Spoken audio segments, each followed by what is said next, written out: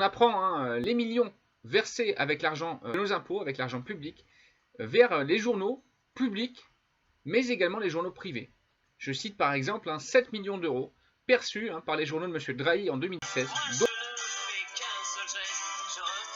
dont BFM, qui aujourd'hui est en décrié par une partie de la population. Dans cette vidéo, je voudrais vous parler de la corruption passive des médias, de certains médias, et j'entends vous démontrer aujourd'hui qu'on peut pénalement accuser certains médias, depuis la naissance du mouvement des Gilets jaunes, de corruption passive, tout simplement, mais également un état des lieux aujourd'hui des subventions. Où va notre argent? En troisième partie, j'entends vous parler de l'information, de la qualité de l'information, et je vous prouverai dans cette vidéo que l'information est parfois tout simplement étouffée à plusieurs titres. Et enfin, je voudrais vous parler d'une piste de solution avec, pourquoi pas, la suppression pure et simple de la redevance audiovisuelle avec l'argent public de médias dont personne ne peut contester aujourd'hui que leur impartialité est pour le moins discutable. Je vous souhaite une bonne vidéo. Allez, donc je voudrais commencer bien évidemment par parler de ce que moi je qualifie de corruption passive de la part de certains médias, tout simplement en vous rappelant le privilège de tous les journalistes de France, que ce soit journalistes publics, mais également journalistes privés bien évidemment.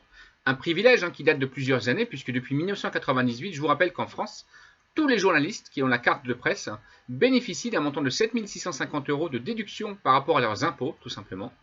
Privilège qu'ils additionnent bien évidemment avec le traitement habituel de vous et de moi, c'est-à-dire que de la plupart des concitoyens français, qui ont déjà les 10%, rappelez-vous quand vous déclarez vos impôts, et bien les journalistes, sachez-le les amis, ont depuis 1998 la possibilité de déduire tout simplement cette somme de leurs impôts. Alors on peut se poser la question, puisque certains pouvoirs en place ont successivement tenté d'abolir ce privilège, puisque c'est un privilège aujourd'hui, c'est un avantage qu'on réserve à une certaine classe, à une certaine caste, à un certain régime, avantage financier, avantage d'argent. 7 650 €, ça fait beaucoup d'argent quand on le déduit sur la feuille d'impôt, alors que les autres citoyens, dont la classe populaire et la classe moyenne, eux, n'ont pas cet avantage. On peut se poser la question si cet avantage, ce privilège, ne serait pas tout simplement maintenu pour en quelque sorte que certains journalistes, pour ne pas dire que pour la plupart des journalistes, soient un petit peu, je dirais, laxistes dans leurs échanges et également leurs investigations quand ils ont à, par exemple, interviewer certains élus politiques ou peut-être on peut également imaginer le pouvoir en place, tout simplement, en évitant de poser des questions trop embêtantes, trop embarrassantes, effrayés qu'ils sont et apeurés qu'ils sont par la perte éventuelle de ce privilège financier, tout simplement, de 7 650 € réservé à tous les journalistes de France jusqu'à aujourd'hui. Je vous mettrai le lien de cet article de presse qui est public en bas de cette vidéo.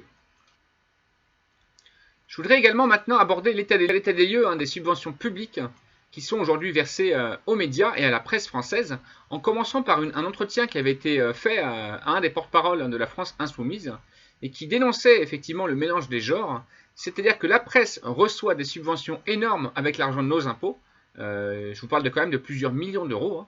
On peut quand même se poser la question, pourquoi est-ce que certains médias comme BFM TV, mais également France Info ou LCI, reçoivent des millions d'euros pour soi-disant diffuser une parole qui se veut impartiale, qui se veut, je dirais, authentique et conforme à l'information globale et sans parti pris, sans opinion, puisque c'est quand même le principe de cette subvention, alors qu'en contrepartie, on assiste, et c'est le moins qu'on puisse dire,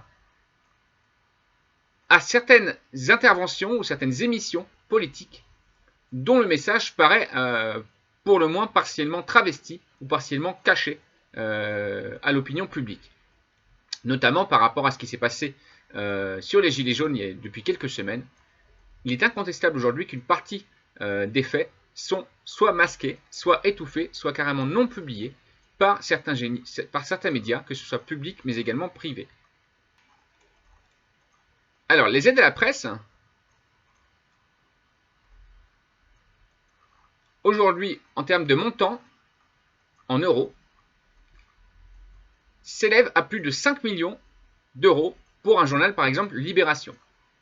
2 400 000 € pour le Figaro, 1 500 000 € pour Le Monde, 4 196 000 € pour La Croix, 3 989 000 € pour Ouest France, etc., etc.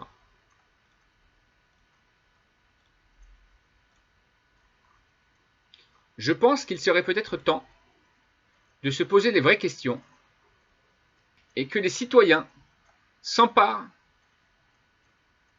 de ce phénomène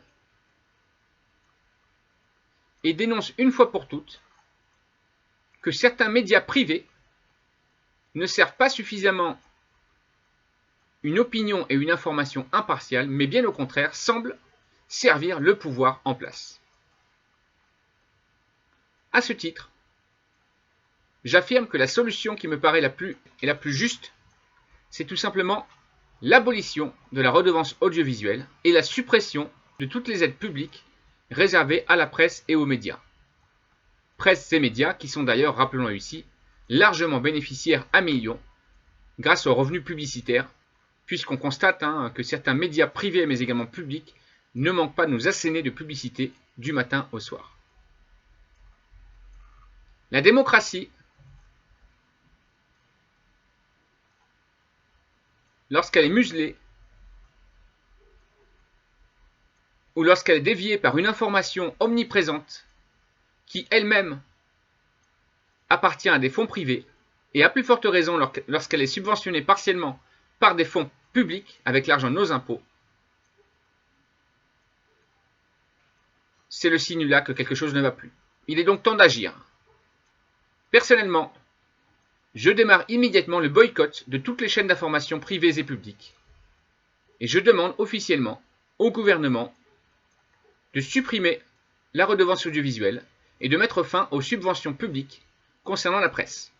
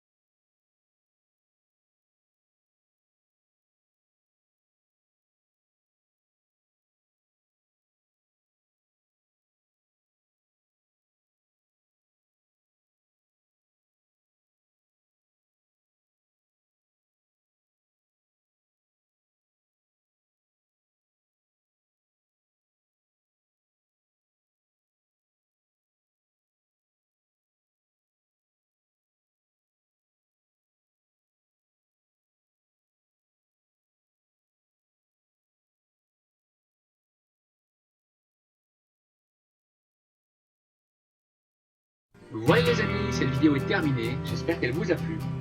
Abonnez-vous et cliquez sur la cloche pour être averti en premier de mes prochains événements et de mes nouvelles vidéos. Mettez des pouces en l'air et laissez un commentaire. Votre avis est important et vous savez que je lis tous les commentaires. Ciao ciao et vive les négociateurs.